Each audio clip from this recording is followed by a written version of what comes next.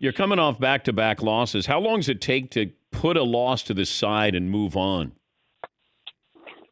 I would say, generally speaking, there's that 24-hour, maybe a little bit longer, maybe a day and a half or so, depending. This one this past weekend, I don't know that I'll ever get over it. In other words, just the way the game unfolded, how we wanted to play it, and then to have some of the things take place that took place. It's tough. It's tough because you dive into a week with your total preparation, and I think, I think we just in a lot of ways we've seen it happen each weekend with the officiating, and that's the hardest thing to get past is when they're not up to speed maybe or it happened to the Bears a week and a half ago.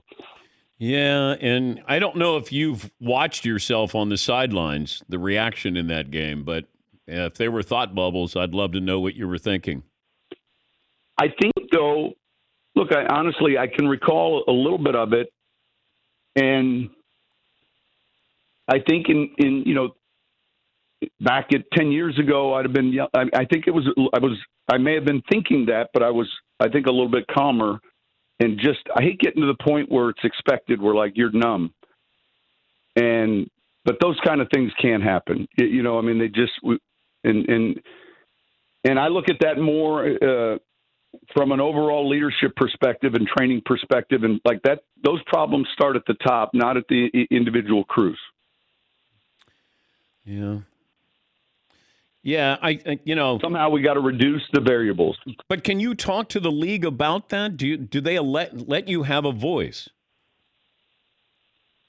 Yeah. Look, I was part of the competition committee for a while, and so it's something that I know other head coaches and general managers. I know most in this profession believe in certain things and to help that change.